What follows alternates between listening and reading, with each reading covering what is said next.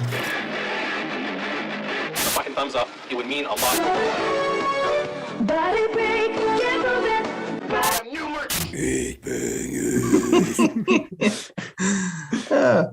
For myself, 2021, was a shitty year because I didn't get to play many shows. I got to play one show, but for the podcast, it was really good. It's the point of when the idea of the podcast, Vox and Hops, becoming more of a brand than just the podcast is really, that's the year that came into existence. A friend of mine, someone in the industry, some that I've known for a long time, challenged me basically saying that you guys always have lots of good ideas, but you don't follow through with them.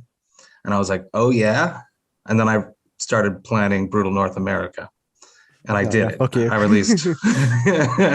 And then Brutal North America was really like the stem of the idea that I want it to be a tour. It's going to be a tour. But to start it off, I wanted to do something during a pandemic. So just the beers, giving up bands and breweries a way to communicate with fans in an interesting way.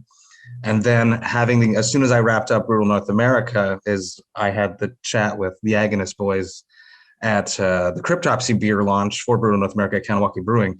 And we were like, we should play a show together. We should plan Brutal Montreal. We should do it. And that's when it took 6 months, basically from July till December, to launch Brutal Montreal, to make that happen. It wouldn't have happened without the help of JF Michaud of Eventco, who handled all of the actually making a show happen things. Oh yeah. I booked all the bands, I got all the beers organized, but he made the show happen. Because there's like a package price. It's like, we have this much money, you have to pay the bands this much. And it's like a negotiation, something I've never done before. And the breweries getting all the beers, and they wanted Heavy Montreal wanted the coolest breweries from Quebec. So I had to invite people that were not necessarily metalheads and try to convince them that this party was going to be fucking cool, which it was. But it was like having like a high school party, like once like a few of the cool kids start coming or on your guest list, it's easier to get other cool kids to come to your party. So that's what I did. That was tough. Dancing through the rules of the government was another very stressful headache that luckily we got to do the show full capacity. We had lots of fun.